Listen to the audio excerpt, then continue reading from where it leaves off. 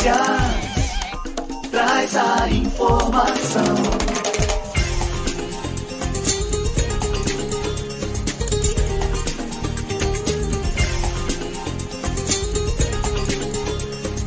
Virtual News. 9 horas mais,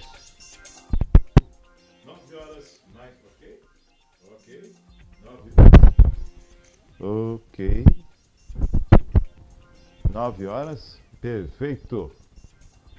Perfeito? Maravilha. 9 horas mais 43 minutos. Um bom dia para você que se encontra em www.radiovirtual.com.br. Segunda-feira, dia 12 de setembro de 2022. Um bom dia aos poderes constituídos, ao Executivo, ao Legislativo e ao Judiciário. E um bom dia especial a você que faz parte do quarto poder, que é a sociedade organizada. Para quem aniversaria nesta segunda-feira, neste dia 12, parabéns, feliz aniversário, tudo de bom, Deus abençoando a sua vida sempre. Um fim de semana de chuva, frio, alterações na temperatura e parece que a semana começa agora com um tempo um pouco mais firme. Vamos aguardar aí o transcorrer do dia para ver se elevam as temperaturas e a região da Baixada Santista pode aproveitar mais esses momentos aí, né? Um pouco mais de calor. Programa de hoje, participação de André Louro nos comentários. Bom dia, André. Bom dia, Maria Clara. Bom dia, Márcio Chaves, bom dia, Maria Clara, bom dia a todos que nos assistem, bom dia as minhas princesas que estão no recanto do lar nos assistindo, Fabiana, Helena, e bom dia, Márcio, vou dar um bom dia especial hoje aí para o TSE. Né? TSE? O TSE. Acho que nós falamos muito essa questão eleitoral, a gente nos últimos programas tem falado muito no princípio da isonomia, né? De propiciar a todos o mesmo direito nessa corrida tal. Daí porque sempre tivemos um posicionamento contrário às reeleições, né? Porque você coloca alguém que está na máquina em confronto. E o TSE deu uma decisão proibindo, né, o candidato Jair Bolsonaro de utilização das imagens entendidas como propaganda do 7 de setembro. Aí não é questão de torcida, é uma questão de isonomia mesmo, né?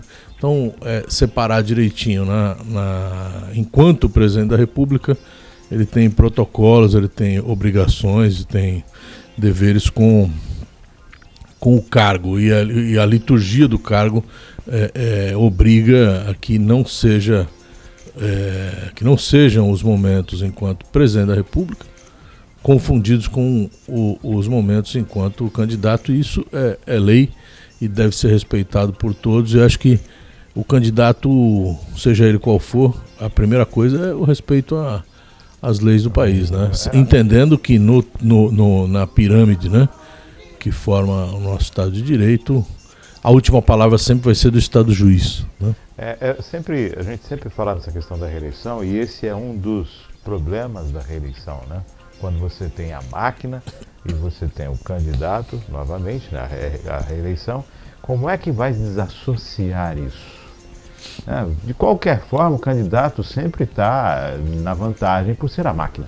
Ele tem a desvantagem da crítica, mas ele tem a vantagem da máquina. Quer dizer, como solucionar isso? As nossas críticas sempre foram a momentos, em oportunidades de propaganda velada, né? Então, a gente sabe que o camarada está utilizando ali, mas é difícil. Agora, a forma ostensiva com que, sobretudo nesse 7 de setembro, foi utilizado para efeito de campanha, é evidente, com o discurso, falando inclusive todas as imagens de campanha dos outros candidatos, utilizadas, né, em vídeo e tudo mais, tudo isso tem que ter prévia autorização, tem que ter toda uma situação autorizativa, porque há risco do candidato pagar multa e ter desdobramentos ainda piores, né?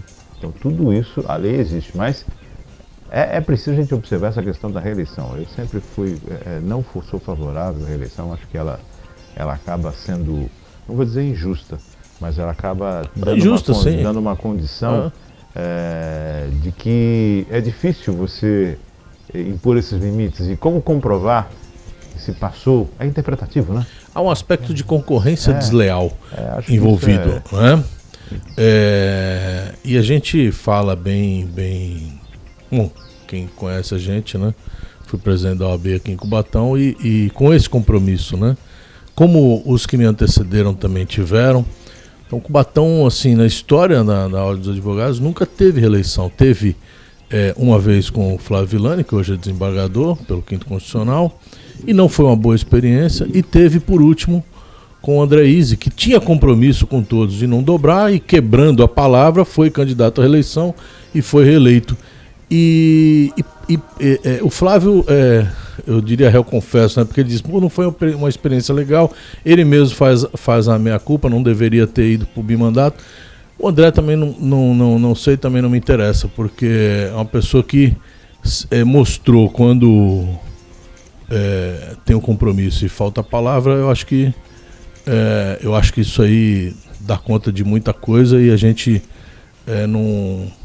a partir daí passa a não esperar muito de uma administração que tem esse tipo de situação, né? Então, você assume um compromisso, ainda que seja seu prejuízo, você tem que cumpri-lo, né? E esse compromisso não foi levado a efeito. Fora isso, você tem... Porque é um compromisso que se faz com observância dessa questão da isonomia. Então, assim, eu faço a minha gestão e ao fim, ao cabo dela, se eu sou candidato novamente, eu não perco, Então eu vou ficar que nem o Rodrigo ficou em Santos, né? Ele não tinha compromisso algum nesse sentido, mas ficou aí 4, 5 mandatos, né? Então 3, 4, 5 mandatos. Não é democrático, né? Eu penso 4 anos. Você não abre a oportunidade para os outros virem fazerem melhor ou pior, não interessa, né? Eu entendo que 4 anos seja um pouco, porque na verdade o seu primeiro ano é de um orçamento que se você não está na reeleição, o anterior, o prefeito anterior, o governador anterior, o presidente anterior, o orçamento é dele, né? Você tem mais 3 anos em que você vai ter o seu orçamento e vai ter um 4º ano que você deixa o orçamento para o ano seguinte. Acho que com 5 anos de mandato nós conseguiríamos adequar muita coisa aí, e há mecanismos para que, se a administração não estiver de acordo, se não estiver contente, há mecanismos para ajustar e até mesmo retirar a pessoa do poder, se ela não estiver exercendo de forma coesa e transparente. Né? Essa questão do tempo foi o que aconteceu na dobra porque o Sarney tinha estendido o seu mandato de natureza indireta, né? Sim. E aí é eleito o Fernando Collor para 5 anos, porque já tinha sido estendido o anterior. Sim. Então ali já havia essa alteração. Né? E aí em 1994 tem a eleição, e essa questão do mandato ela é retomada por ocasião da reeleição do Fernando Henrique, que não havia possibilidade, e aí tem toda a discussão da questão da mesma prática do mensalão ter acontecido Então assim, você frustra, né? todo o processo, né? Então tem aí questão envolvendo vamos dizer assim, a sedução, né, dos parlamentares, seja de forma... O poder atrás. Para poder fazer essa questão do bimandato, que não tinha, né? Então, e é uma experiência ruim. Então, acho que ela tinha que realmente ou para 4, ou para 5, ou para 6, mas é um mandato, década, né? Dois mandatários em uma década. Um mandato, não precisa mais. Vamos às matérias desta manhã de segunda-feira, principais notícias, né? O mundo acompanha o cortejo, né? A questão funeral da Rainha Elizabeth, né? Ilha de ex-senador no litoral paulista passará a integrar o patrimônio público. Rosa Weber assume a presidência do STF nesta segunda-feira e quer tribunal fora do foco no período eleitoral.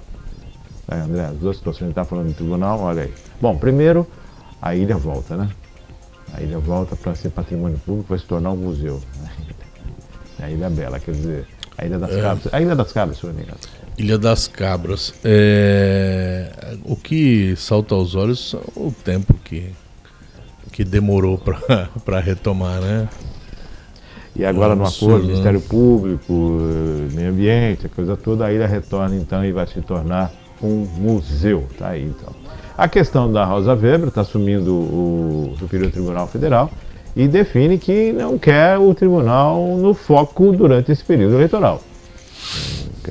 Não pode ser o foco, né? Eu não entendo o que é não ser o foco. Não dar. Não sei, porque tem que dar publicidade aos atos, quer dizer. Não, eu entendo que ela fala no sentido de não dar publicidade aos atos, mas não fazer parte de polêmica, seja criando ou simplesmente aderindo à polêmica, né? Então é tentar tirar do foco, porque assim, tem a ver o com juiz... essa questão? Não, né? É uma coisa muito... É tão recente essa coisa do povo discutir nominalmente os ministros do Supremo Tribunal Federal, dos tribunais em geral.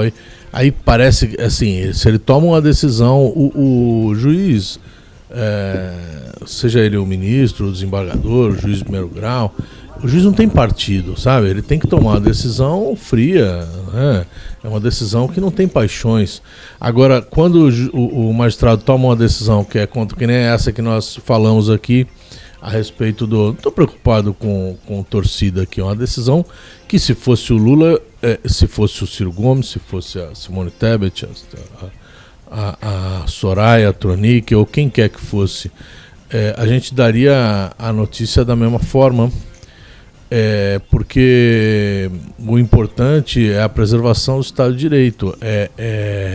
Então, assim, o Supremo Tribunal Federal tem seus ministros lá para essa condição de última trincheira na salvaguarda do texto constitucional, né?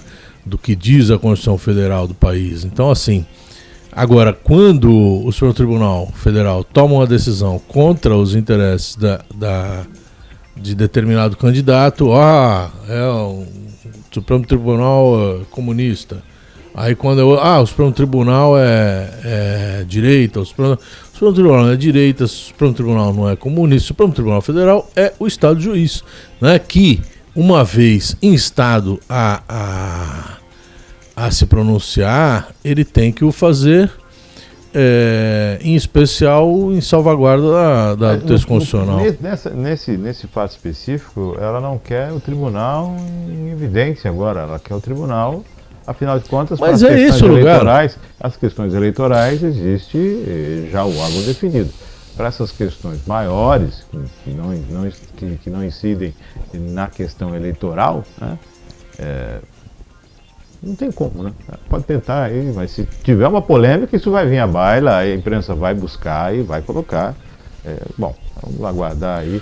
Provavelmente ela vai evitar de pautar nesse período, falta menos de um mês, nesse período eleitoral aí da última... do último sprint aí da corrida, ela vai evitar turno, de pautar processos em que haja esse tipo de polêmica, né? Então, agora, se houver questões assim urgentes, né?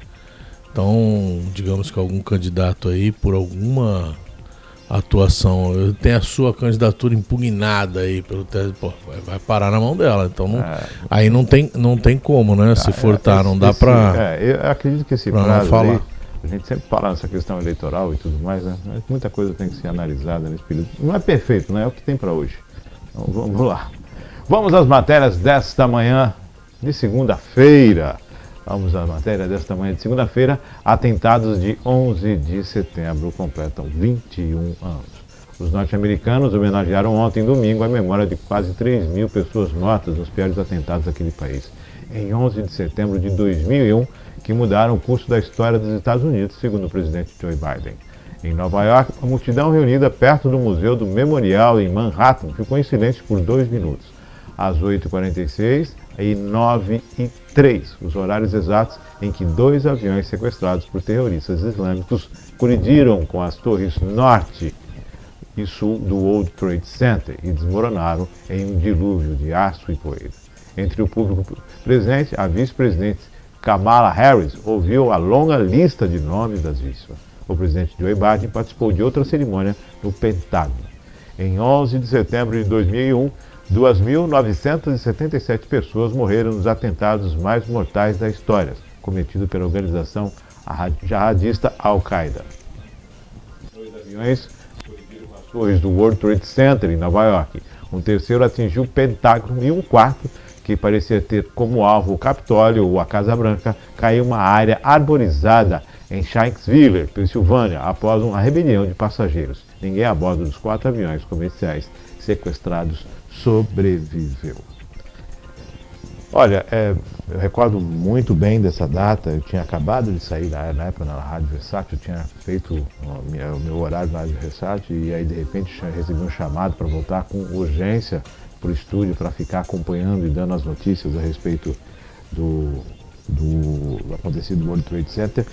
E o mundo ficou perplexo e o mundo viveu momentos de puro terror quanto à possibilidade de uma terceira guerra mundial. Imaginava-se que a partir daquele momento a coisa poderia se tornar qualquer outra, né? E um desfecho muito mais catastrófico. Né? E sem dúvida, o mundo ficou estarrecido e as pessoas chegavam a não acreditar naquilo que estavam assistindo. Essa forma, esse terrorismo que vem sendo combatido durante anos aí, a gente tem essa condição de observar, né? Pessoas inocentes acabam sendo vítimas de atentados, ou por idealismo, ou por revolta, retaliação, por qual que seja o motivo. Mas isso mexe muito com as pessoas de bem, né? E 11 de setembro, 21 anos, não dá para esquecer ainda. Ah, não dá, terrível. A história do mundo é um divisor de águas, né? Na história da humanidade, esse atentado, sobretudo porque esses eventos que passaram a não ser tão raros, tanto nos Estados Unidos e como na Europa. Europa, França, Espanha. Eles, de alguma forma, eles são uma resposta também, né, Márcio? Porque a Europa, aí, o eurocentrismo, né? A Europa aí no centro do mundo e da Segunda Guerra Mundial para cá, os Estados Unidos, né? Eles acabam fomentando e produzindo guerra na casa dos outros. Então, o 11 de setembro e tantas outras, a explosão do metrô de Londres e tantos outros eventos chamados terroristas, de alguma forma, são uma resposta também para o que eles fazem na casa dos outros. Né? Então, assim, os Estados Unidos invade o Iraque. Não há que ninguém acha bonito nem correto, muito pelo contrário, né?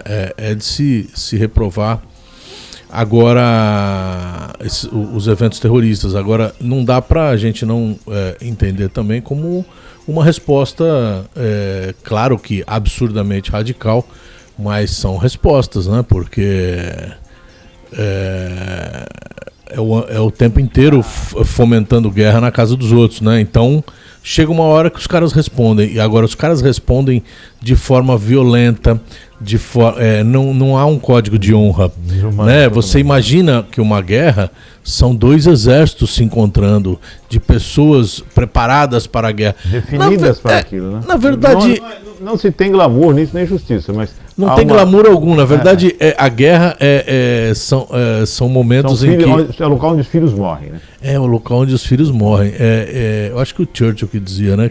Não lembro bem, mas é onde os velhos discutem e brigam de forma ríspida, fumando seus charutos e tomando seus belos conhaques, para que os jovens morram no campo de batalha.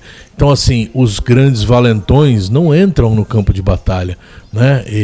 Mas, ainda assim, a gente imagina que numa guerra, seja o que está acontecendo de alguma forma hoje na Ucrânia com a Rússia, que os exércitos se encontram tal, e aí no momento em que a população civil é atingida, você fala, pô, mas isso aí tá fora do escopo, porque isso aí não deveria acontecer, a guerra não deveria acontecer, mas a população civil, né? Então a gente se comove mais.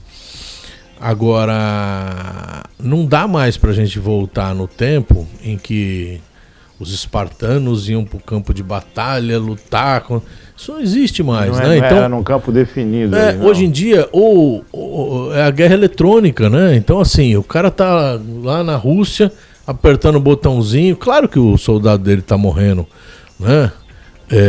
No campo também, mas é num outro aspecto, é na casa, é esse negócio de tu invadir a casa dos outros mesmo e Vou fazer uma colocação. E morre muito civil, né? Você comentou sobre a Rússia e o mundo pede um posicionamento das grandes nações, né? Estados Unidos sempre o mundo cobra, olha, tá tendo o Paquistão, vai sair do Paquistão, o que vai virar o Paquistão? O mundo cobra um posicionamento dos Estados Unidos como sendo o grande fiel da balança, né? O grande mediador. Polícia do mundo, né? Então a gente fica a gente vive essa sensação de que, por ser uma das potências, né, tem a obrigação de estar assumindo esse posicionamento. E ao mesmo tempo que assume esse posicionamento, tem as retaliações também. Quer dizer, tudo isso está no mesmo bojo, né? Na verdade, esse papel que o americano se coloca e que o europeu sempre se colocou também, que eu sou polícia do mundo, na verdade não são interesses não exclusivamente ou meramente econômicos, mas o interesse econômico vem à frente. Né? Não tem nada de pacificação, porque eu tenho que entrar lá. Não. Tá lá por causa de interesse, tá lá para pilhar o outro.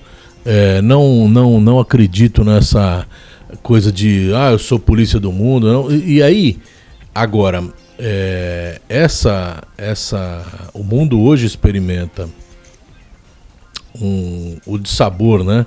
De você chegar em qualquer aeroporto do mundo e você vai ser alvo de uma patrulha ostensiva, né? Porque o terror ele trouxe elementos para nossa. Quem é você? Né? Então, de repente, a gente de barba é confundido porque tem um estereótipo do jihadista que combina com essa coisa da face barbada e tal. Então, assim, a gente paga o preço do terror por conta de muita coisa, né? E eu acho que o divisor de águas na história da humanidade realmente é o 11 de setembro, porque naquele momento ali o americano foi pra briga depois, né? Então continua nessa briga. Tem um filme com a Adam Sandler que é O Reine Sobre Mim. A história é uma história que vale a pena assistir. Aí ele fala sobre uma pessoa que perdeu a família em um dos aviões do 11 de setembro. Lógico, existem famílias em Nova York, existem famílias no Paquistão, existem famílias em Israel, existem famílias na Ucrânia, na Rússia, e não tem como. Acho que a pacificação no mundo é a melhor saída, né? Mas enquanto isso não acontece, todos somos suscetíveis aos atos de terrorismo. Assim, o 11 de setembro, Márcio, ele muito mais do que... Tem muita gente que, obviamente, não vai concordar com o que eu... Mas a minha leitura a respeito é assim, Nova York talvez seja, não a capital do mundo, mas a capital mais expoente, digamos assim, né? Que mais se pronuncia no mundo. E no que diz respeito a um monte de coisa, inclusive a essa loucura de essa torre de Babel, né? De ter gente de tudo que é lugar e em torno do dinheiro, da fama, de tudo, né? O epicentro do capitalismo mundial, talvez, né? E aí esse evento, quando ocorre na capital, nesse epicentro, é como se a gente fosse atingido. Mas nós estamos no Brasil, não tem nada a ver. Não, mas nós estamos no Brasil, mas nós estamos no mundo. Nós estamos no Japão, mas estamos no mundo. Estamos no Paquistão, mas estamos no mundo. E o epicentro, que eu quero dizer isso, o epicentro de toda a humanidade no desrespeito a essa sociedade capitalista que vivemos é Nova York. Então, assim, tinha muita gente ali de todo lugar do mundo. Você vê que ontem assistia a TV e aí tinha um rapaz que apareceu no programa do Luciano Huck, né? Ele dava aula de japonês, um brasileiro. Não, ele tinha aula de japonês e ele dava aula de inglês para estrangeiros, né? Era um curso que tinha lá dentro do World Trade Center. Então ele estava lá. Nesse momento ele é um dos sobreviventes, esse brasileiro. E ele deu aula para um dos terroristas, né? Acho que do primeiro avião. O cara que chocou com o piloto do primeiro avião. Ele deu aula, acho que por 2 meses. Aí, e ele que se apresentou depois para as autoridades norte-americanas, dizendo: eu dei aula pro cara, tal. Se vocês tiverem alguma coisa que vocês precisarem de informação minha, eu tô aqui. Não, vamos precisar sim. Aí ele presta depoimento. A primeira coisa que perguntam a ele assim como é que ele era? Ele falou: um cara normal. Como eu ou você. Você é um cara então, normal. não, assim, na leitura, assim, como é que você faz para dissociar? Como é que você faz para distinguir quem é o terrorista e quem não é? Qual o potencial? O que passa pela cabeça dele? O que o leva a essa tomada de decisão, assim, eu vou participar de um evento que, vou matar muita gente e tal. Então, quando a autoridade pergunta como é que ele era? Era um cara normal. Parece simples, impacto, mas é de uma complexidade, né? É um impacto muito grande. Vamos a mais notícias nesta manhã de segunda-feira, perdão. Ainda falando sobre os Estados Unidos em risco de recessão. Os Estados Unidos enfrentam risco de recessão, já que sua batalha contra a inflação pode desacelerar a economia do país, mas ainda pode ser evitada, disse a secretária do Tesouro Janet Yellen neste domingo. Uma recessão dos Estados Unidos é um risco que o Federal Reserve aperta a sua política monetária contra a inflação, explicou a responsável por questões econômicas e financeiras do governo, Joe Biden, em declaração à CNN. Portanto, é certamente um risco que estamos monitorando, mas temos um mercado de trabalho forte e acho que é possível mantê-lo assim, acrescentou. Diante da inflação que atingiu seu nível mais alto em junho em 40 anos, antes de diminuir um pouquinho em julho, 8,5%, o Federal Reserve elevou gradualmente suas taxas de referência para desacelerar a atividade econômica e amenizar a pressão sobre os preços. Estas taxas de referência estabelecem o padrão para os bancos comerciais para as taxas de juros dos empréstimos que oferecem aos seus clientes particulares e empresariais. Taxas mais altas diminuem o consumo e o investimento. A inflação está muito alta e é essencial reduzi-la, disse Yellen. O Federal Reserve espera uma aterrissagem suave, ou seja, trazer a inflação de volta à sua meta de 2%, sem mergulhar a economia em recessão, o que aumentaria o desemprego. Acho que é um caminho para chegar lá. No longo prazo, não podemos ter um mercado de trabalho forte sem a inflação sob controle, acrescentou. Embora o produto interno bruto da maior economia do mundo tenha contraído nos 2 primeiros trimestres de 2022, o que corresponde à definição clássica de recessão, a secretária do Tesouro instituiu que não é o caso. Não estamos em recessão. O mercado de trabalho está excepcionalmente vigoroso. Há quase 2 vagas para cada trabalhador que procura o trabalho, frisou. O mercado de trabalho dos Estados Unidos continua sofrendo com a escassez de mão de obra. No entanto, a taxa de desemprego subiu um pouco em agosto para 3,7%, até porque a taxa de participação aumentou em sinal do que muitos trabalhadores que foram marginalizados pela pandemia do Covid-19 estão voltando ao trabalho. Preocupa o mundo, porque quando os Estados Unidos sobe a taxa, influencia no geral, né? Todo o capital especulativo, os investimentos acabam saindo dos outros mercados e correndo para o mercado americano, que é um mercado que é tido como mercado seguro. Né? Então, o investimento do dólar, as pessoas fazem aquela fuga cambial, né? Tiram o dinheiro daqui e colocam para lá. Afinal de contas, lá aumentou o juro, está valendo a pena investir lá sem risco, porque lá é o governo que está captando, né? Ao mesmo passo que a gente sobe com a Selic aqui, eles fazem o mesmo lá. Só que é tio Sam, né? Só que é o tio Sam. E isso influencia no mundo inteiro. Mas uma coisa a gente acompanha, né? Seja do Tesouro, seja da economia, o chefe da pasta que lida com finanças sempre diz, está tudo tranquilo. Está tudo tranquilo, faz parte, o mercado está subindo e descendo, mas faz parte, né? Pode estar desmoronando o mundo, mas está tudo tranquilo, André. Ah, não dá pra ser diferente, né? Se ele respirar mais forte, todo mundo tira o dinheiro de onde tá e é uma loucura, né? É uma avalanche? Mas, Não, é só a poeira que está caindo. Mas muda, né? Assim, não dá pra torcer contra. Não, Porque quando acontece uma elevação, uma baixa, tanto, né, você vai ter efeitos catastróficos, sobretudo em países ditos emergentes ou de mercado menor, como mercado menor, sexta economia do mundo, né? Mas extremamente dependente dessa coisa, porque a moeda mundial, pelo menos para o Brasil, o dólar é a moeda de negócio, né? Então, as commodities, né? Então, o pãozinho aumenta aqui porque o Brasil importa trigo, né? Então, é complicado, né? Então, a gente tem que ficar bem atentos aí e preparar acredito que o Ministério da Economia aí esteja preparado para essas oscilações aí e de condições normais de temperatura e pressão aí, né? A CNTP aí do mercado americano, porque assim, é insofismável, né? Não tem como se tiver problema na economia americana, nós vamos sofrer. Se lá tiver recessão, você vai ter recessão. A menos que você consiga fazer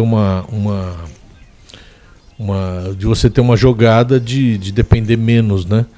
Como em alguns momentos aconteceu. Eu costumo... Bom, primeiro que é a economia, uma das maiores economias do mundo, né? A Europa também está sinalizando crise, né? Todos os países ali estão sinalizando crise. E eu chamo a atenção porque o mercado não dorme, né? Fecha a Bolsa de São Paulo, a Bolsa de Nova York, abre a Bolsa de Hong Kong, de Tóquio. Quer dizer, 24 horas a economia está circulando. Então as ações colocadas no mercado atingem o outro diretamente, em tempo real. Não é aquela questão de efeito a longo, não, é imediato. Abriu a bolsa, a baixa ou a alta. Quer dizer, é um mercado que as pessoas parece que não entendem, não querem olhar, mas isso reflete muito o dia a dia, a vida, né, no mundo, né? Com certeza. E a guerra da Rússia com a Ucrânia tem colaborado também, muito com isso. Demais, sobretudo pela questão do gás, né? Os caras vão entrar, daqui a pouco vão entrar no inverno rigoroso. E aí eles dependem desse gás para aquecimento, mas assim, é rigoroso realmente, né? Os caras têm temperaturas de -10, -15 e tal. E aí ninguém não tem aquecedor em casa, né? As pessoas que moram nas ruas, elas não ficam nas ruas, elas são efetivamente recolhidas para abril, porque não tem como ficar. Não tem nem escolha, né? Vai para abril. Porque senão vira picolé. Não tem jeito, né? Então, assim, como é que se faz, né? Nesse momento em que a Rússia fala, ó, é o seguinte, vocês se meteram aqui na briga e vocês me colocaram um monte de restrições. Eu quero ou tira ou eu não forneço. E aí o preço do meu gás aqui. E aí eles estão agora. Mas eles estão. Como é que faz, né? O cara acredita Como é que faz? Ele vai pra briga mesmo. Como é que faz? E isso, obviamente, vai interferir no mercado. Total, na vida direta das pessoas e no mercado mundial. Vamos à próxima matéria desta manhã de segunda-feira. Cuidado com o golpe no saque aniversário do Fundo de Garantia por Tempo de Serviço. Usuários das redes sociais contam que estão sofrendo golpes com o saque aniversário do Fundo de Garantia por Tempo de Serviço, o FGTS.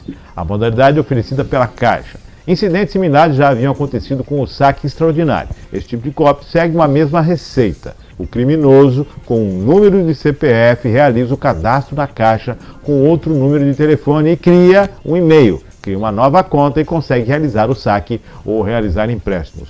O golpe normalmente só é identificado quando a pessoa que ainda não possui cadastro na Caixa tenta acessar algum dos aplicativos oferecidos pelo banco e percebe que o número do CPF está está atrelada a um e-mail desconhecido.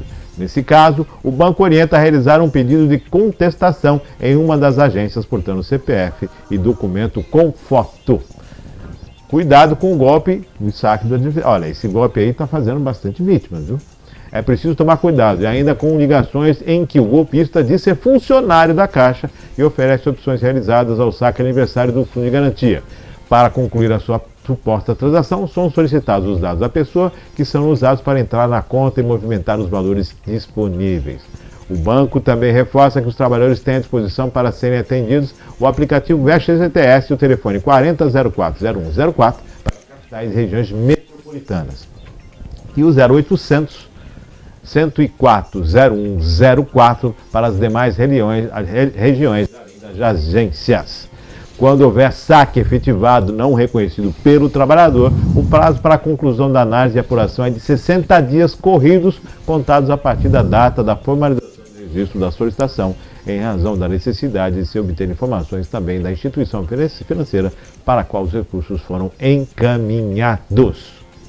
Caso procedente a contestação, os valores são restituídos à conta do FGTS e os dados cadastrais atualizados com base nas informações fornecidas pelo trabalhador após a devida checagem com o cancelamento da opção pelo saque aniversário.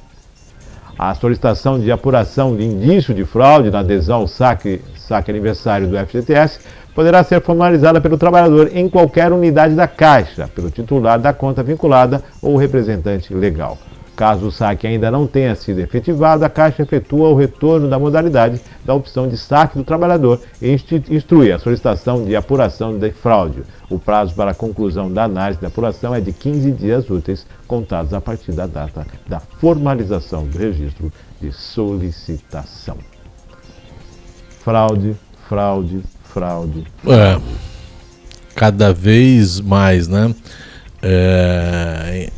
Então, a questão do fundo de garantia não é diferente. O que acontece com o cartão de crédito, o que acontece em diversos cenários da nossa vida hoje, e a gente tem que ficar muito atento, né? Assim, o básico, toda vez que liga alguém que se diz ser funcionário do seu banco, e pede dados pessoais, em especial pede sua senha, duvide, porque provavelmente você esteja sendo vítima de um golpe, né? Então alguns elementos precisam estar bem, a gente ter bastante atenção, e qualquer dúvida procurar o gerente da conta, procurar o banco, procurar o site para saber, porque cada vez mais é comum esse tipo de golpe. Agora a modalidade é o saque do fundo de garantia, né? Poderia ser o cartão de crédito, poderia ser o que chama empréstimo bancário. O que chama a atenção aqui é interessante, que assim, André, que é sua análise. O bandido, o criminoso, o pilantra, ele vai lá e entra em contato com a pessoa que não tem o cadastro mais do fundo de garantia. Porém, quando a pessoa só vai para o fundo de garantia se ela tem uma conta, está trabalhando e tudo mais. Quer dizer, por que não é feito o cadastro assim que a pessoa já faz já passa a fazer parte do fundo de garantia? Por que já não tem esse cadastro? Por que já não é informado isso? A partir do momento que você coloca um aplicativo à disposição, se você coloca o indivíduo, você coloca o cidadão à mercê. Porque há um aplicativo para facilitar a vida, porém ele tem esses subterfúgios. Então, por que esperar? Olha, fulano já tem um FGTS dele lá, não está cadastrado aqui, quais são os cadastrados? Vai dar um trabalhinho? Vai dar segurança, né? Porque afinal de contas, o dinheiro sai da onde depois que acontece o roubo?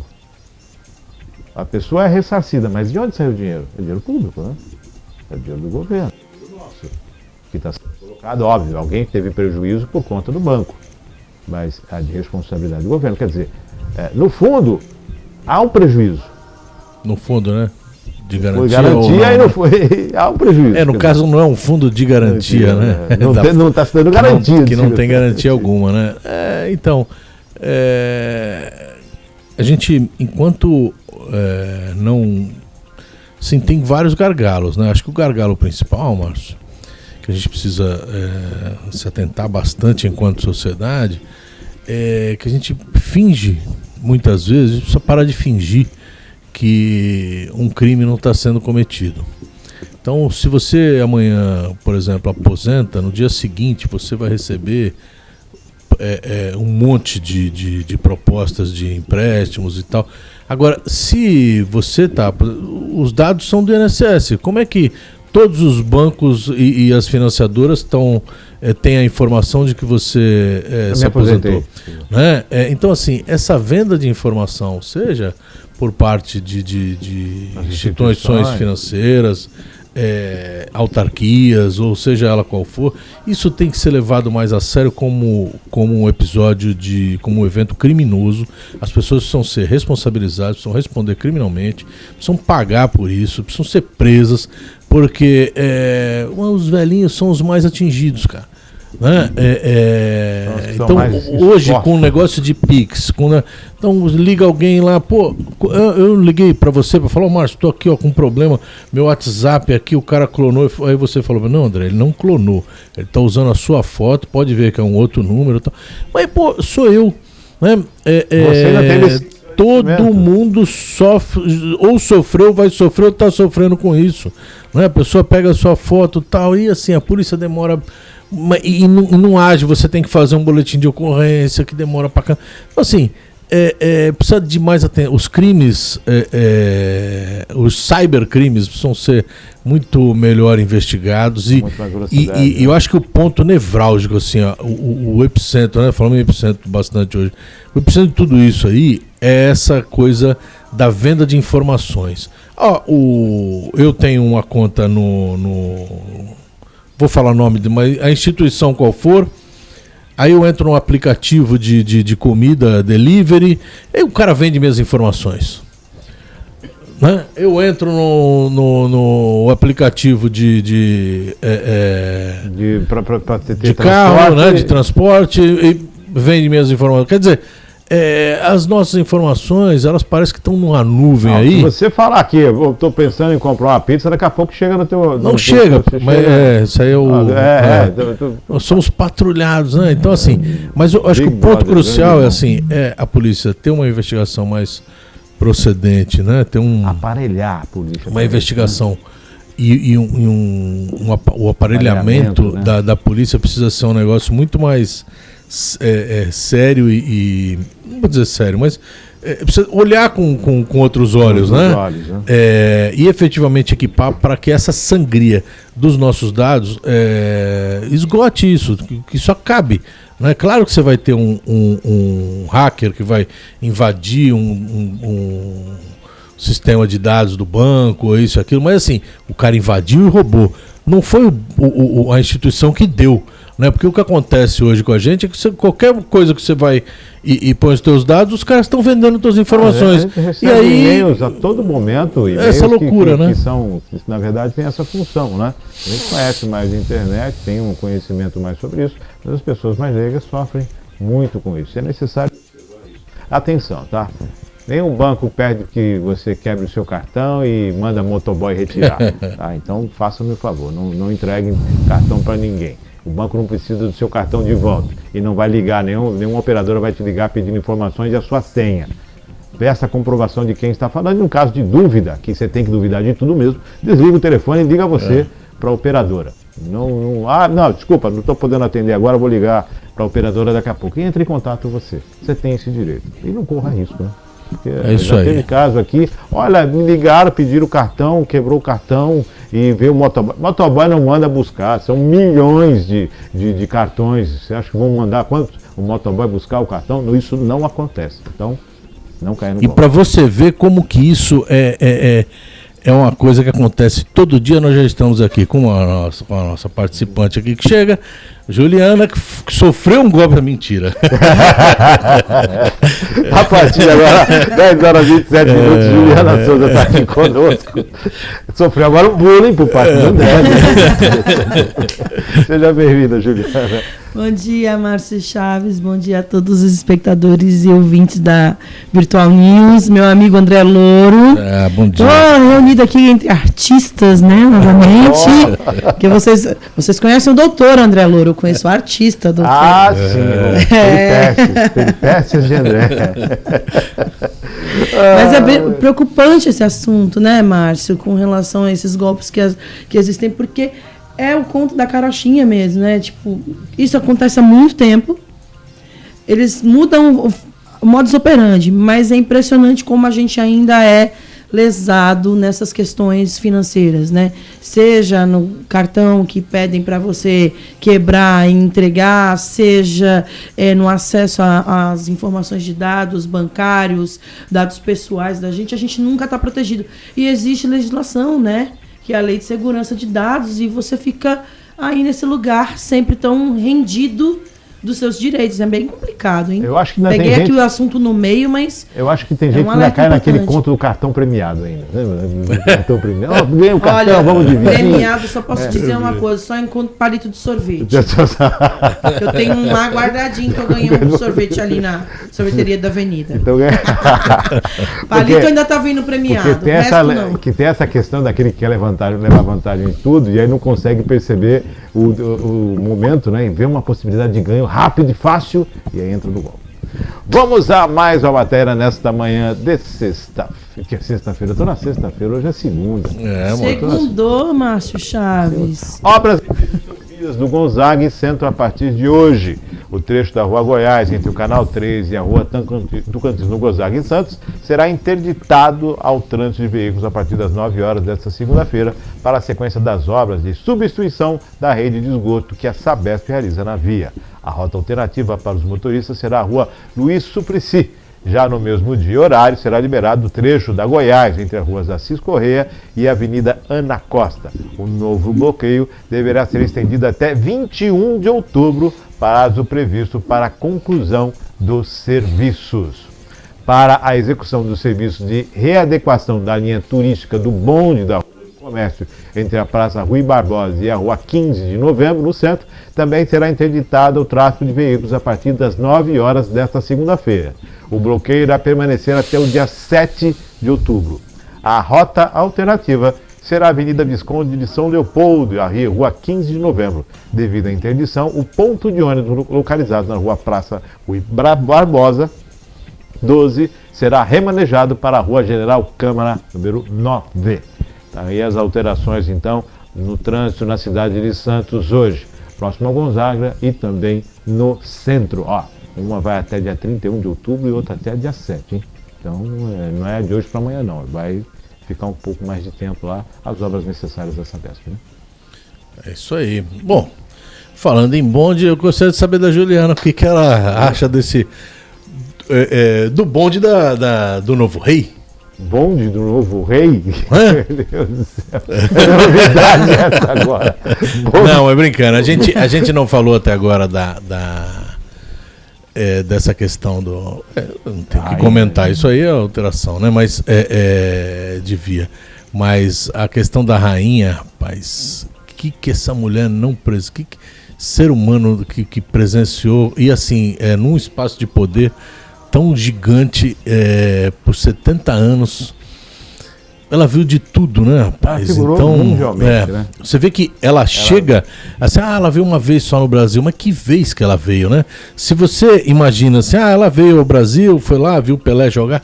Não, cara, ela chegou aqui, em 68, um mês depois, ou uma semana depois, é decretado o AI-5. E quando ela chega... mas a monarquia tal. Mas a Inglaterra não vivia despotismo, né? Muito embora seja uma monarquia, já não vivia um despotismo. Tinha a completa liberdade dos seus cidadãos, sobretudo de manifestação. E ela chega nesse momento e da forma dela, velada, contida, ela faz críticas, né? Ela fala da tripartição de poderes e da harmonia entre eles, e que só assim... que se deve viver em sociedade. Em 68 dias antes da decretação do AI-5, né? Então, assim, um momento assim nevrálgico pra caramba, e do Brasil, né? E que é a crítica que se fazia, né, das pessoas lá atrás da rainha e tal, no momento em que, né, suprimidos os direitos e tal, então que não tinha nada, mas assim, tudo tem o seu lugar, né? E ela viu, final de Segunda Guerra, ela participou, na verdade, ela tanta acompanhou, coisa, né, a Primeira Guerra Mundial, Segunda Guerra Mundial, ela era pequena, já era nascida, né? O pai dela, o discurso do rei, nós falamos outro dia aqui. E ela recupera essa coisa assim, a monarquia já, quando ela toma, quando ela é empossada e ela vira monarca e tal, a monarquia ganha fôlego com ela, porque ali já os ingleses já estão querendo discutir, acabar com esse negócio e tal, essa família real que só um gasto, porque eles não mandam nada e tal, mas tem lá como chefe de Estado, ela tem lá a sua importância, ela é ouvida e tal, mas assim, não se imiscui na vida política do país, mais ou menos, e tal. Mas ela dá um fôlego, né? Que o Charles agora não vai poder dar, né? É isso que eu acho importante da gente, de repente, debater. Assim, ela não vai poder dar esse fôlego, porque ele é um senhor, um cara... Já virou meme em muito lugar, né? Não, e assim, um cara que... Começar a trabalhar aos 73 anos de idade. Vamos falar, pessoal, é meme que não falta agora, né? Condolências à rainha, segue o férito, né? Não, mas vai até semana que vem. E o mais importante que é essa coisa assim, da preservação do regime, que eles estão sempre discutindo, o súdito, né? Ele está sempre discutindo. O Liverpool é uma cidade que discute muito essa coisa, né? Eles são contra a família real, muitas vezes. A existência da família real, né? Porque é uma conta muito alta, né, que se paga. Para você ter um camarada que começa a trabalhar aos 73 anos. E assim, o fato desse cara ser o marido de Diana, que trai com essa agora, que hoje está do lado dele, que ela era a princesa do povo, ela tinha essa identificação com o povo. Então assim, eu sinceramente, eu acho que... Com sorte. Com sorte, né? Muita sorte. Muita sorte. Enfim. Eu acho que... dizendo, mas aqui não tem jeito, né? É mais do que a gente, né? Vira meme, não tem como. Não, vai ter muito meme, mas assim, para a questão da manutenção do regime, eu acho que o que eles discutiam, que era ele passar direto pro William, seria esse fôlego que ela deu lá atrás, ele talvez desse. Agora, ele simplesmente passar o cetro, não sei se fosse a melhor saída. Mas assim, esse poder na mão dele vai ser muito contestado. Eu acho que essa questão dele passar colocar agora pode abalar. É uma situação que está sendo, é uma passagem natural, né? Rei morto, rei posto, e segue. Agora, uma alteração disso pode influenciar a Inglaterra nesse momento, e a Europa já está em um momento de crise. A gente está falando de um momento de crise, embora a realeza não tenha o seu papel de forma direta, né? Mas a gente sabe que tem influência assim, muito grande. E principalmente essa questão do turismo europeu é baseado nisso, né? Escócia, que faz parte, lá, Gales, todos que fazem parte, os países do Reino Unido, né? Vivem também nesse glamour do principado, do reinado, da monarquia lá, a pseudo-monarquia, né? Que tem rei, mas tem o primeiro-ministro e tudo mais. Agora, vamos aguardar, né? Será que ele segura a peteca? Ela segurou até os 96, ele está com 73, né? O Charles. Então, vamos aguardar se ele vai segurar a onda. Também os meninos, os príncipes, a idade, será que tem experiência para assumir uma monarquia? A rainha assumiu com 26 anos, assim que o pai morreu, e teve que aprender, né? Teve todo ali um conselho, teve todo ali um cuidado, mas ela marcou a personalidade dela. E eu acho que o que representa isso para a Inglaterra hoje é, de fato, essa perda de estabilidade política. Política no sentido do regime e também da relação do rei Charles III com a governança do país. Então, eu acho que isso talvez seja a coisa que vai mais chamar a atenção agora, a acompanhar e como ele vai lidar com as decisões, sendo que ele não é uma figura, não é figurativo. Ele é escutado, ele é chefe de Estado, não só do Reino Unido, mas de diversos outros países que estão ali dentro daquela reunião de países que são governados, que eram governados pela rainha, como Canadá, como Nova Zelândia. E aí você tem esse lugar de tentar perceber o que vai acontecer. Eu acho que deve ter sido um homem que foi preparado a vida inteira para assumir esse posto. Ele sabia que era ele que assumiria esse posto. Mas tem um detalhe importante, né? Que é essa questão geracional também. De entender que ele já está ali no limiar. Não acredito que no limiar da vida, porque se o pai viveu 99, a mãe 96, vida longa ao rei, né? Vida longa ao rei. Mas eu digo assim, como que ele vai lidar com essa relação? Principalmente convivendo com o fantasma de estabilidade que a mãe representa. Lembrando que essa questão de estabilidade... E também chamar aqui um recorte muito importante, que muito embora tenha essa estabilidade, as colônias, né, as ditas colônias inglesas, questionaram muito essa relação, né? Teve países ali na África que demoraram anos para conseguir a independência. Então essa relação colonizadora também da Inglaterra, ela era muito forte. E aí você tem opiniões divididas, enquanto um país inteiro, um reino inteiro está em comoção pela morte da sua líder, você tem colônias ali questionando isso.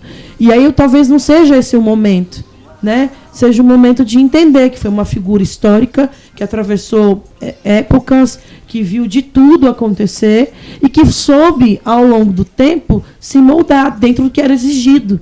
Quanto mulher. E importante dizer, né? Uma das mulheres mais importantes desse mundo. Sim. Na liderança, né? Você frisou essa questão do Charles, vamos voltar um pouquinho no pai da Rainha Elizabeth, né? Porque ele era o segundo na sucessão e o irmão, por se querer se casar com uma norte-americana, abdicou do trono para que ele pudesse assumir, pouco antes da Segunda Guerra Mundial. Da Inglaterra participar da Segunda Guerra Mundial. Né? Então foi um momento muito difícil em que o pai de Elizabeth assumiu e preparou a filha para ser rainha. Ele preparou ela para assumir o trono. Inclusive essa questão da legalidade contra ela é rainha, se casar, quem casa não é rei, né? Rei só aquele que tem. Consorte. Então fica toda essa situação, né? Que mostra... Que era o receio de perder, perder o poderio, né, dela perder a coroa. O neto dela acontece a mesma coisa agora, né? Ele sai importante isso, ela remexeu nessa questão da lei, da sucessão. A Charlotte, a princesa Charlotte, é a segunda da linha, a terceira da linha de sucessão agora. Não o Charles, tem, o pai o William, o George e a Charlotte. Não é o menino. Ela também tem o direito de ser a rainha um dia. Então tem essa relação, né? E o neto dela, o irmão do William, abdicou, né, da realeza para... Eu até penso que vai ter muita instabilidade, mas é algo que é incontestável, a importância para eles, né, dentro ali do universo europeu. É muito importante que a monarquia se perpetue. É o sonho dos Bragança, né? Mas o sonho dos Bragança, mas não deu. Mas não deu, não foi possível. Vamos para a próxima. Deu não, viu? Embora existam movimentos, né? É muito interessante isso. Aí eles vão trouxeram o coração do homem agora. Mas não deu não, né? Coitado do homem. Não virou não. Centro de Controle Operacional de Santos, em 2 anos de operação, quase 150 mil ocorrências. O Centro de Controle Operacional, o CCO, da Prefeitura de Santos, completa 2 anos de funcionamento. O moderno equipamento instalado pela Prefeitura no embasamento no Paço Municipal integra as imagens de mais de 1.700 câmeras e o trabalho de serviços públicos e forças de segurança na cidade, tendo já contabilizado quase 150 mil ocorrências de atendimento aos cidadãos e de monitoramento urbano. No primeiro ano, foram registradas ocorrências, foram 70.942 ocorrências, perdão. E no segundo ano, foram 75.761 ocorrências, aumento de quase 7%. A maior parte é relacionada a atendimentos da ouvidoria municipal, 38,5%, seguidos pela Secretaria de Serviços Públicos, 30,3%, Guarda Municipal, 16,8%, Companhia de Engenharia de Tráfego, 11,9% e Defesa Civil, 0,7%. Esses são os números, então, que foram contabilizados até o dia 5 de setembro. Olha que maravilha. Então está aí o Centro de Operação de Santos, que tem mais alguma coisa? Ah, sim, está aqui. Perdão. Nos últimos 12 meses, as principais ocorrências foram a respeito de limpeza e serviços, 5,17% no total, guia rebaixada, 3,67%, iluminação, 2,88%, patrulhamento preventivo, 2,1% e ouvidoria, transparência e controle, 2,62%. O Centro de Controle Operacional tem como objetivo a integração das agências públicas, o que traz mais eficiência para os atendimentos das equipes em atividades diárias e situações de emergência como acidentes de trânsito, alagamentos, ocorrências policiais, explica o chefe do Centro de Departamento ligado à Secretaria de Planejamento e Inovação, Paulo Roberto de Oliveira Souza. Para ampliar e aperfeiçoar o monitoramento urbano, o Parque de Câmeras de Santos vem sendo ampliado permanentemente pela Prefeitura e a meta é chegar ainda até 2024 com um total de 3.000 câmeras em vários pontos do município. Ou seja, vai se dobrar, mais que dobrar o número de câmeras. Aí, que maravilha, né? 3.000 câmeras é um número interessantíssimo, né? E parabéns aí para um sistema que está sendo implantado, a tecnologia a serviço do bem-estar e da gestão pública com eficiência. Nós falamos outro dia a respeito de câmeras, não sei se é muito ou se é pouco. 3.000 é muito ou é pouco? Não sei. Sinceramente, não, mas assim, quanto que é a necessidade, entendeu? Agora, o grande lance que eu acho que acontece hoje em Santos, que eu não vejo reproduzido em Cubatão, é o funcionamento efetivo de uma ouvidoria, né? Onde as pessoas ligam, fazem reclamação, isso é instaurado um processo, esse processo não vai terminar, ele não vai ser arquivado enquanto aquilo ali não houver uma resposta para o município. Quer dizer, qualquer coisa que o cara liga lá para fazer, os caras montam um processo, é a burocratização a serviço, né? Tem a burocratização, que é aquele negócio que você protocola aqui, manda você falar com, mas isso não é comigo, é com o outro. E tem a burocratização, que é o que dá viabilidade a que o munícipe, né, que o cidadão consiga fazer valer o seu direito.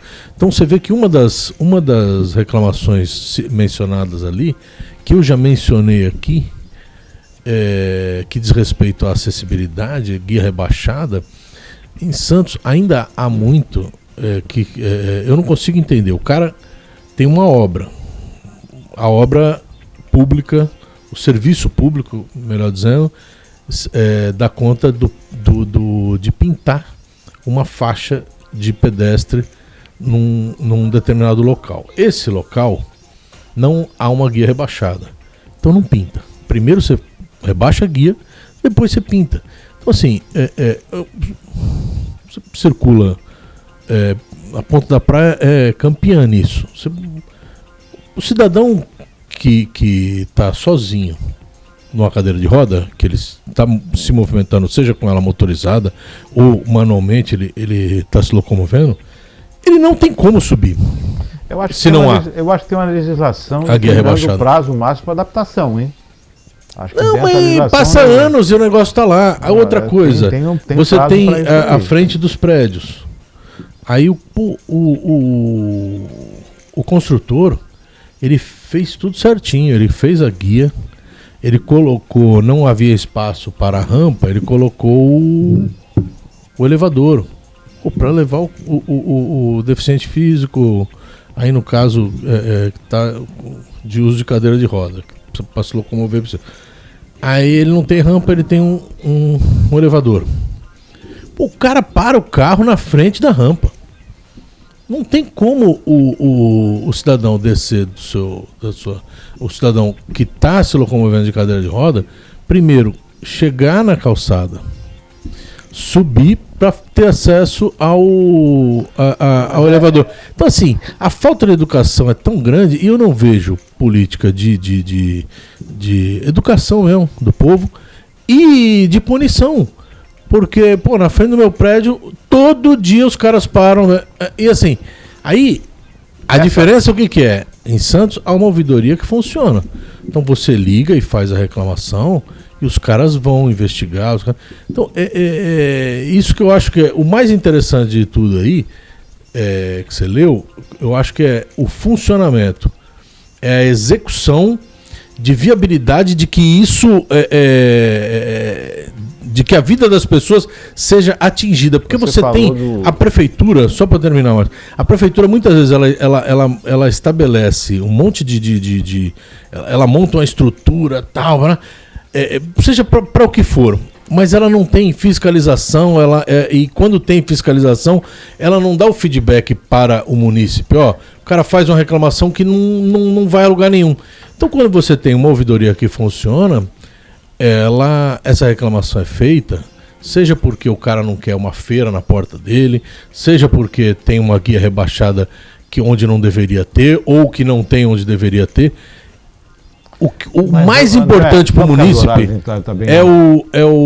é que você tenha uma ouvidoria que funcione para poder dar o feedback para o munícipe quando faz a reclamação. Você me perguntou do número de câmeras. Eu acho que não seria...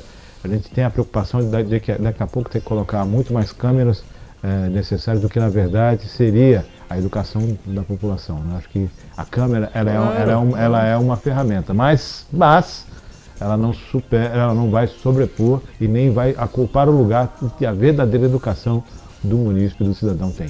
Juliana, vamos... O que o André traz é muito importante, porque uma coisa que eu observo nesse projeto de monitoramento é essa questão de você aliar a tecnologia para o bem-estar, para você monitorar a cidade, saber as coisas que estão acontecendo e, de repente, evitar até questões mais graves, né, de roubo, de um ataque, né, enfim, né, segurança, né? É uma questão de segurança. Mas quando ele traz a coisa da ouvidoria, é importante, porque é a partir desse atendimento que a cidade vai saber quais são as principais reclamações, que muitas vezes vão estar lá captadas naquelas câmeras também. É uma forma de você denunciar, de você colocar as questões que a cidade precisa trabalhar. Então, que cada vez mais as administrações públicas possam usar as ferramentas tecnológicas, porque vai facilitar o acesso do munícipe, né, com relação à administração. Então, é uma forma de você criar meios de comunicação, talvez não só a ouvidoria, mas um aplicativo que a pessoa consiga entrar e fazer todas as suas requisições. Como você deixa mais fácil a comunicação do munícipe com a administração pública para que ela também responda de forma mais rápida o que as pessoas precisam. Né? Então, eu acho que assim, o exemplo fica e é positivo, permite segurança, permite monitoramento de várias questões. Né? E aí eu estou falando de tudo, desde a pessoa que está passeando com o cachorro na praia e não recolhe o que o cachorro faz na praia. Estou falando de repente, um eventual, a pessoa passa mal, você está ali vendo no monitoramento, você tem como acionar um serviço de socorro. Você tem um leque ampliado quando você está colocando essa questão do monitoramento nas vias públicas, né? Mas eu acho que é importante também a gente... Quais são os outros aparelhos que são necessários, equipamentos e tecnologias que são necessárias para aproximar o município da administração. O André falou uma situação da burocratização. Acho que quando o sujeito entra com um pedido de informação, uma solicitação na prefeitura, ela não é de um setor, ela é da administração como um todo, né? Você tem que pensar isso. O problema não é que não é num setor, o problema não, o problema é seu sim, porque é da administração. Você faz parte da administração. Vamos à próxima matéria desta manhã de segunda-feira, lançamento do programa Cria São Paulo. A Prefeitura de Cubatão tem a honra de convidar você para participar do lançamento do programa Cria São Paulo, Cubatão Cidade Criativa. O Cria São Paulo oferece aos municípios selecionados mentoria especializada para a elaboração de um plano de estratégia voltado ao desenvolvimento da economia criativa da cidade, evidenciando os ativos culturais capazes de promover a inclusão do município na rede de cidades criativas da Unesco. Acontece hoje, segunda-feira, a partir das 14 horas, no anfiteatro da Câmara Municipal de Cubatão. Cubatão. Juntos pela Cultura, Secretaria de Cultura, Amigos da Arte, Governo do Estado de São Paulo e Prefeitura de Cubatão. Senhoras e senhores, Juliana está aí. A Juliana veio para comentar a respeito dessa participação hoje, desse evento hoje, que já nasceu, né, junto quando tivemos aquele evento internacional em Santos, Sim. Né, do qual você foi participar e conseguiu atrair essa possibilidade para o município de Cubatão. Né? Parabéns antecipadamente, é muito bom, você sempre foi uma ativista da cultura, uma pessoa que não só trabalha no poder público e busca fazer a cultura de forma transparente, democrática e principalmente entendendo o cerne, né, da cultura, a semente da cultura, mas também utiliza desse mistério também no seu dia a dia. Você também é uma produtora de conteúdo e uma pessoa que fica aí dando todo um suporte nos trabalhos dos eventos na cidade, né? E que volta e meia está por aqui, né? Faz parte. Dando suas opiniões. Eu agradeço demais o espaço que você abre sempre para mim. E não só para mim, mas para a Secretaria de Cultura no todo, todas as ações que a gente traz aqui para comentar, para dialogar com você que está vendo a gente, é nesse lugar, é da parceria, é de reconhecer esse espaço da Virtual News como um espaço importante para que a gente possa, de fato, fazer com que as notícias cheguem para as pessoas e que a gente possa cada vez mais trazer pautas positivas para o município. E o CRIA é um pouco isso, assim, ele faz parte de um guarda-chuva, está dentro de um guarda-chuva, que é o programa Juntos pela Cultura, do Governo do Estado de São Paulo, e gerido pela Secretaria de Cultura e Economia Criativa, já faço esse recorte que já explico por quê, e a Amigos da Arte, que é a OS gestora do programa, né? O Governo do Estado hoje tem uma política de contratos de gestão, e a Amigos da Arte é a principal mantenedora dos programas do Governo do Estado.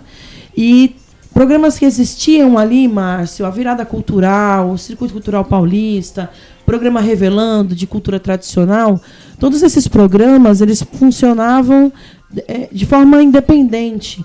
E o que o Estado fez? Reuniu todos esses programas e inseriu no programa Juntos pela Cultura.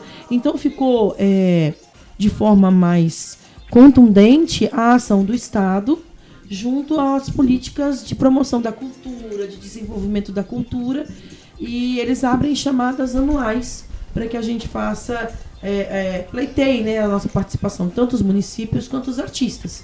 Então, na edição desse ano, eles abriram as chamadas para os municípios e chamadas para os artistas. Prêmio de piano Guilmar Novaes, Batalha de Rap, o Mais Orgulho, que são para as questões LGBTQIA+, enfim. E dentro dos programas abertos para a gestão municipal, tinha o CRIA-SP, que é esse programa que permite com que as cidades recebam uma mentoria especializada para que elas desenvolvam um plano a fim de que tenha-se o desenvolvimento total da política de economia criativa dentro do município, reunindo cultura, desenvolvimento sustentável, assistência social, esporte, enfim, todas essas áreas que se correlacionam com o fazer cultural e que geram emprego e renda. É muito importante, por isso que eu trago esse destaque. Quando a Secretaria de Estado muda o nome dela para a Secretaria de Cultura e Economia Criativa, ela está fazendo um chamado de dizer assim, olha, não é só o entretenimento que a gente cuida, não é só a formação ou a difusão cultural, a gente também entende a cultura como um ativo possível para a geração de emprego e renda. E aí o programa nasce nesse lugar. A gente fez a nossa estruturação aqui da cidade de Cubatão a pedido do secretário Zeca Rodrigues, a quem agradeço pela confiança, que desde o início foi restrita nesse projeto, e que a gente colocou ali naquele projeto, André, os principais ativos da cidade, o legado histórico da música, a importância da cena teatral contemporânea, também a potente história da dança, o artesanato, que tem cada vez mais aberto suas portas.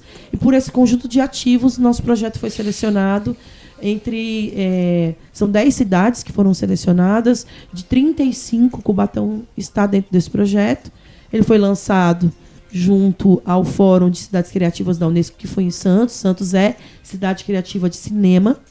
E aí agora a gente está nesse lugar de desenvolver esse plano, de convidar a sociedade, a classe artística, a iniciativa privada, as indústrias, o comércio, as instituições de ensino para fazer parte dessa construção. Porque ela só nasce dentro da Secretaria de Cultura, ela só nasce dentro da administração, mas ela tem que ser um plano de cidade. É para o desenvolvimento econômico, criativo da cidade. E aí a gente fez, na quinta-feira passada, uma reunião onde a gente teve a oportunidade de apresentar o projeto aos secretários municipais, aos indicados dessas secretarias que vão acompanhar a gente no desenvolver. E hoje é o dia de apresentar para a sociedade no todo, a classe artística, enfim. É um momento da gente começar a pensar e entender que o que a gente já faz e o que a gente já tem na cidade é, sim, um colaborador da economia.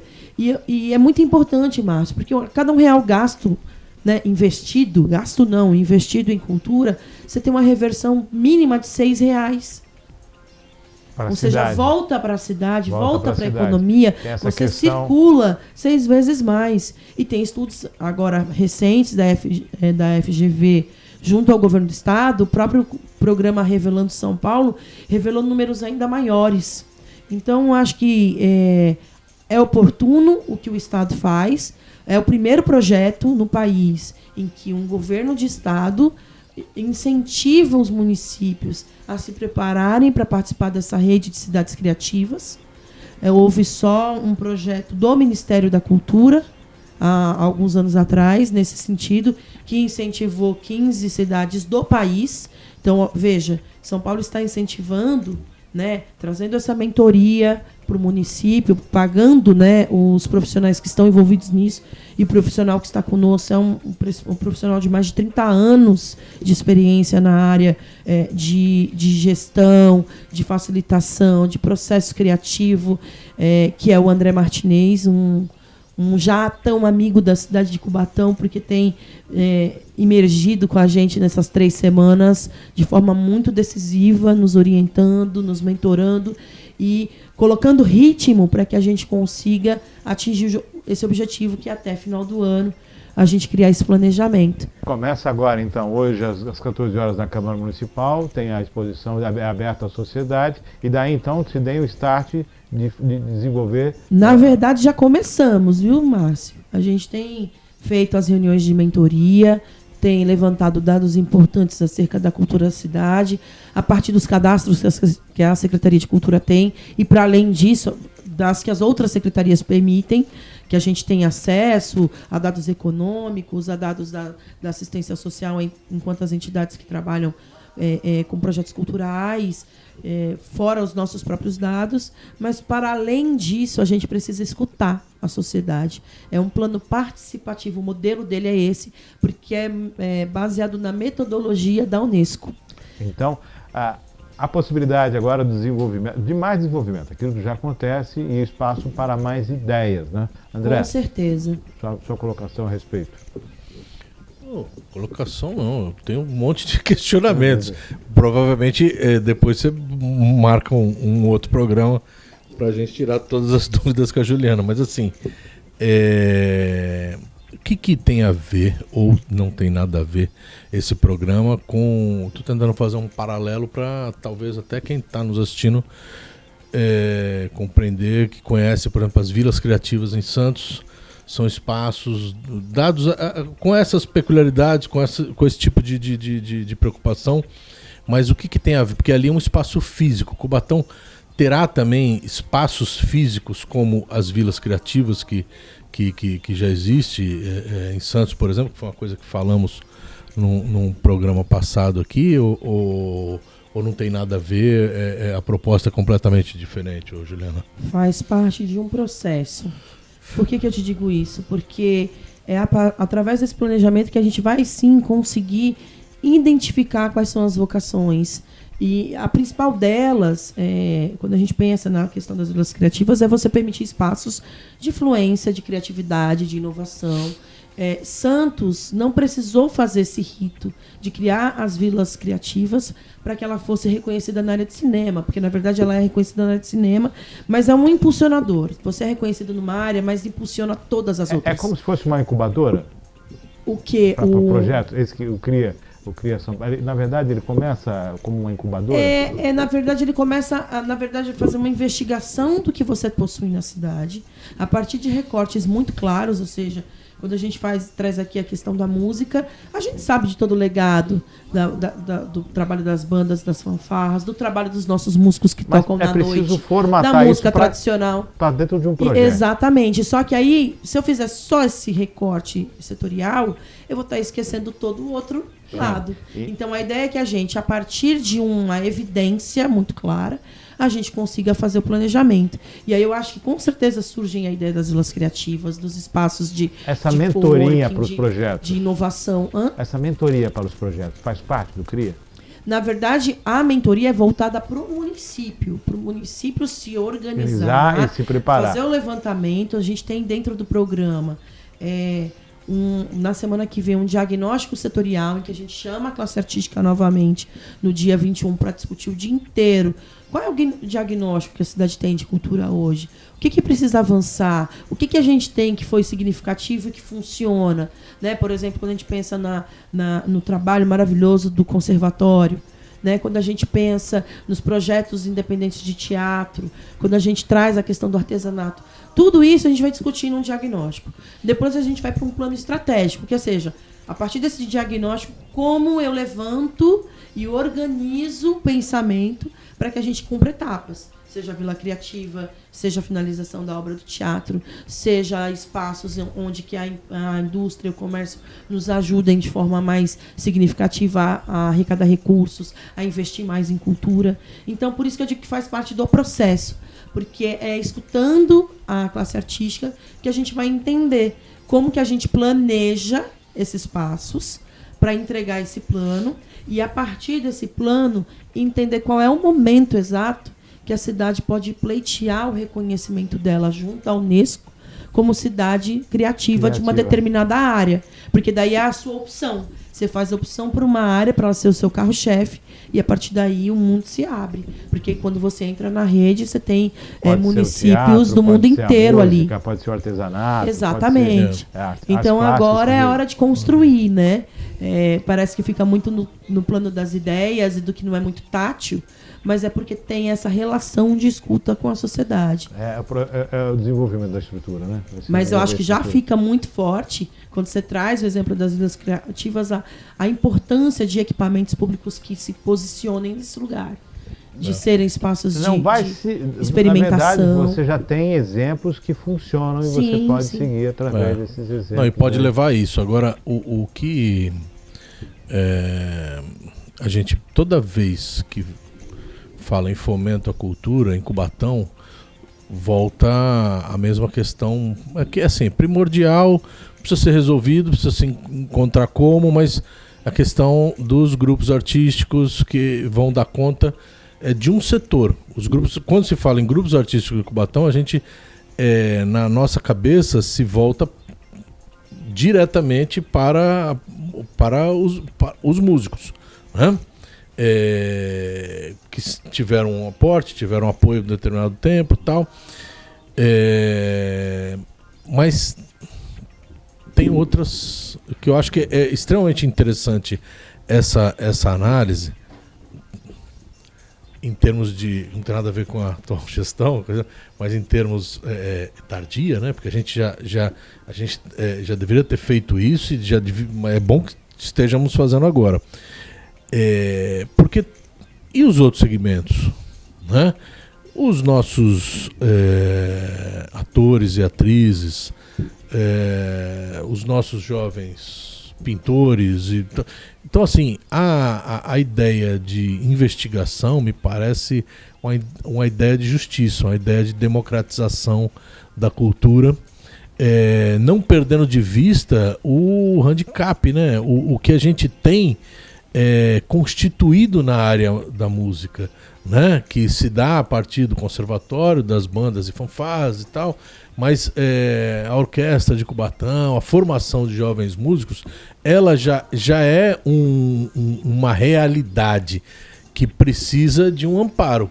Agora, junto com isso, a gente também precisa identificar nos outros setores. Eu acho que o setor do teatro, a gente não precisa nem pensar muito, porque é uma realidade muito, muito clara, muito viva e muito presente na vida do cubatense. Então, eu acho que é muito importante esse trabalho que a aqui é muito importante, secretaria que ele está fazendo. disse que, ao mesmo tempo que existia não vou dizer um financiamento, mas um aporte do poder público para com os músicos, né? O que não ocorria junto ao teatro, o teatro acabou criando anticorpos e acabou crescendo dentro dessa expertise de buscar os investimentos, cavar o próprio orçamento, se especializar em captar recursos através de leital. Então o teatro ele avançou muito, criou esses anticorpos. E agora... tem muito por avançar, hein? Isso não quer dizer que já a questão do teatro pleno, municipal, né? Não quer dizer que está pleno, né? Que a Juliana mencionou. Mas o que agora a área da música, né, começa a enfrentar essas dificuldades e no momento em que muitos já têm a expertise de captar recursos. Então aí fica uma situação agora, por isso esse olhar, acho que é até interessante na vida criativa, acho que isso pode ser aí o caminho para se restabelecer um equilíbrio, que para as coisas possam voltar a caminhar, tanto para a área de música também quanto para as outras áreas, como teatro. Não dá para o que eu acho é que os grupos artísticos não poderiam estar tão separados. Juntos enquanto artes, diferenciados enquanto aplicabilidade. Mas precisam conversar mais, né? Precisa ter um grito uníssono, né? Eu acho que, na verdade, todos os segmentos, né? E quando a gente traz a proposta, quando a gente chega na proposta do CRIA, um espaço de diálogo, de abertura franca, para a gente poder promover essa participação, aí a gente vai entender essas vocações e vai ser natural entender esse caminho. Qual é esse caminho? Eu posso dar N exemplos porque eu estou excursionando em várias áreas, né? Quanto iluminadora, eu faço luz para dança, para o teatro, para música. Quanto atriz, então, em produtora teatral, toda a minha vida é pautada nisso, né? Então tem essa relação. E aí qual é o meu papel dentro do poder público? Buscar caminho, buscar jeito da gente cada vez mais evoluindo e dando protagonismo porque a gente faz. Assim como certamente os colegas que trabalham na área de saúde se dedicam o tempo inteiro buscando novas alternativas para desenvolver a saúde, seja da cidade, seja do estado, seja do país. Então, acho que é um compromisso do servidor público, né, buscar caminhos. E o CRIA foi esse caminho que se abriu e que com certeza vai revelar aí outros números muito importantes para a cidade e que vai apontar novas possibilidades de a gente trabalhar a cultura, da gente buscar investimento, da gente resolver questões aí que estão tão latentes de resolução. E aí a gente estava falando aqui do teatro, né? Quando eu estava estudando o memorial, que a Unesco encaminha e tudo mais, dentro das 7 áreas de reconhecimento, o teatro não está lá ainda. Você tem artes midiáticas, você tem arte e artesanato, você tem música, você tem literatura, gastronomia, mas você não tem ainda o teatro lá. Que loucura. Você também não tem a dança. Porque então, será acho que não se imagina que isso já é estabelecido? Esses indicadores, lá para frente a Unesco vai enxergar isso também e vai dialogar nesse lugar, sabe, Márcio? De repente eles acham que isso já é algo tão instituído que já mas deve eu acho que existir. vai abrir né? o leque. E, na verdade, é você pensar que a partir de uma produção, seja ela teatral, musical, de dança, enfim, seja um evento de grande porte, movimenta-se toda uma cadeia. É desde o transporte, a alimentação, né? Então, a hospedagem, o turismo. Então, na verdade, o CRIA traz essa possibilidade não só da gente enxergar a importância dos ativos culturais, mas é entender que eles podem estar alinhados a uma série de ações que vão desenvolver a economia.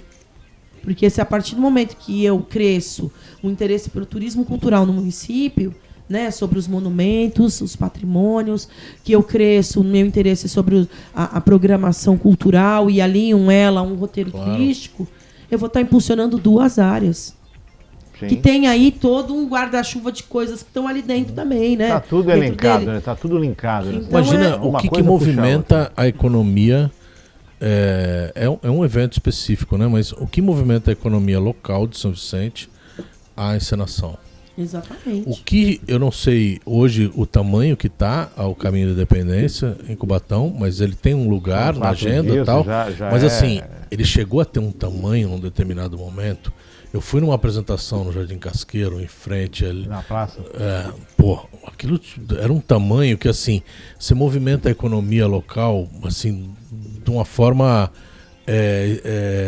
fantástica, e você vende a tua história para as pessoas saberem desse caminho de Dom Pedro, por que ele passou em Cubatão. É claro que você é uma peça que tem elementos de ficção, né? Mas você vende a tua.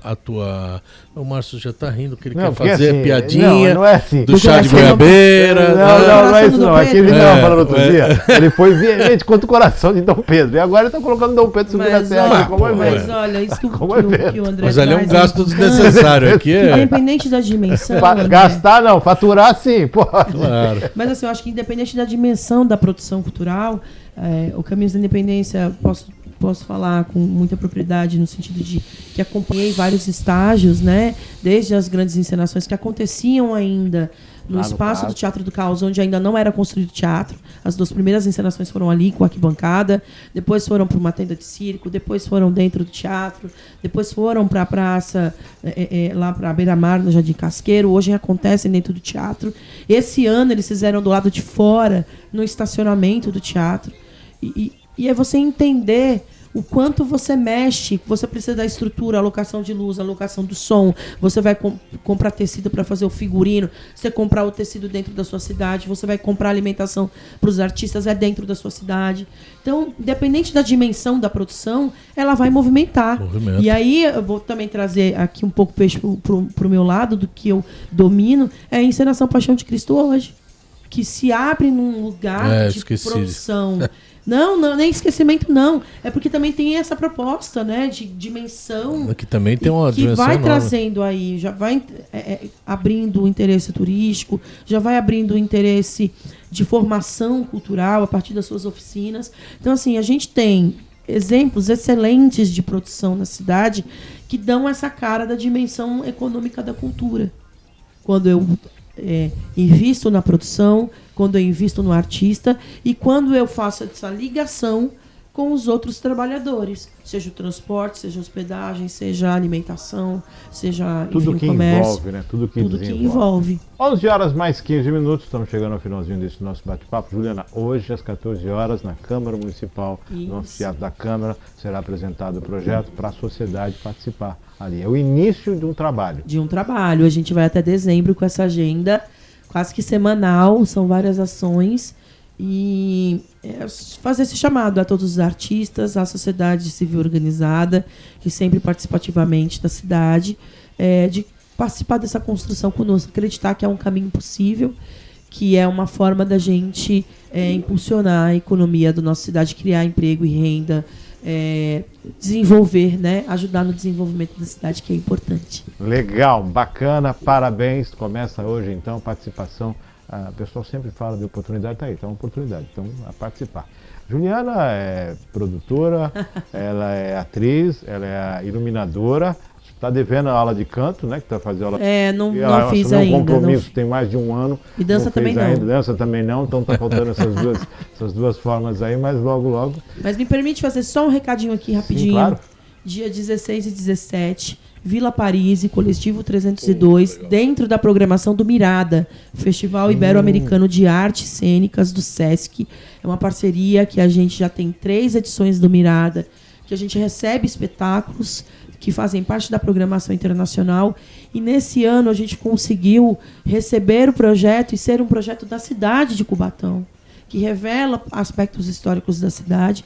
Então fica meu convite a todos, no dia 16, a apresentação pelo Mirada, E dia 17 é uma apresentação extra que o grupo oferece à cidade. Vai ser lá no Cruzeiro? Lá no Cruzeiro Quentista, trabalho já a todo vapor.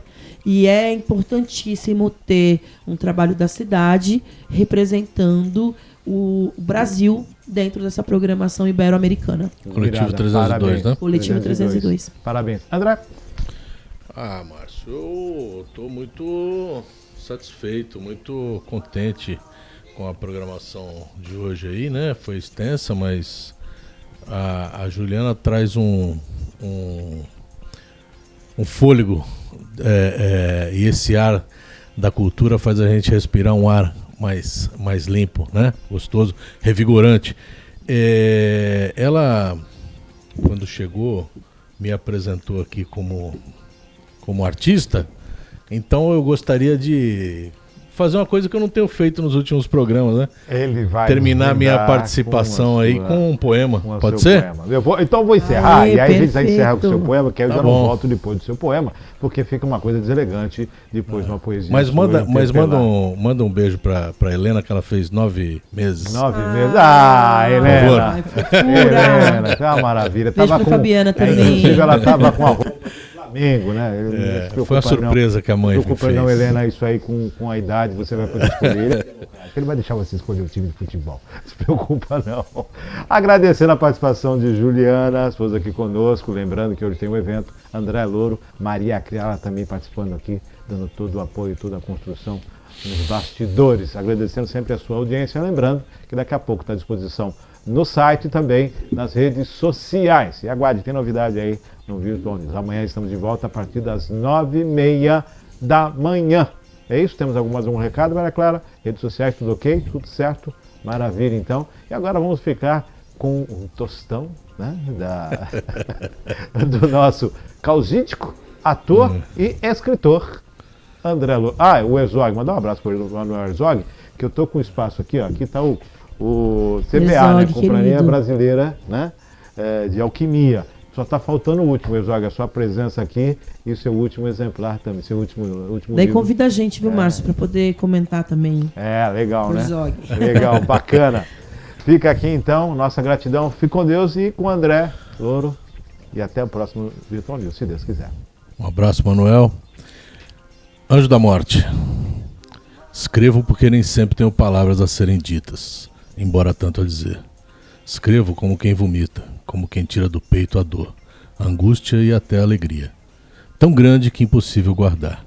Então explodo. Papel e tinta são minhas armas. Angústias de não viver, viver menos ou por vezes mais. Alegrias de momentos que não se repetirão jamais. Daí angústia, saudade e dor. Quantas dores plasmadas em espiral. Odeio as brochuras. Então escrevo. Escrevo para mim. Não divulgo, pois seria negar o egoísmo que tanto me cuida. Publicar seria compartilhar e dividir não quero. Me exponho de máscara a mostrar só o remedo de mim. Escrevo com a coragem de 10 espartanos e com a covardia do general que lamenta a morte de jovens soldados, entre uma dose de Mr. Daniel e outra de Mr. Bean. Escrevo como quem afaga o desafeto, como quem escarra na boca beijada. Sou arrogante, tolerante, inocente e cruel, e por isso escrevo meu descaso. Escrevo minha inércia e, sobretudo, para viajar, para me libertar dessa prisão onde não há muros, da escravidão a qual me encontro detido, anulado, abandonado à minha má sorte, onde só não estou quando escrevo. Por isso escrevo mais.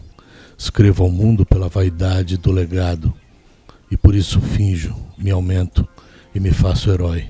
Escrevo para seduzir, ainda que a mim mesmo me exibo, enamoro, flerto e me visto de alguma virtude.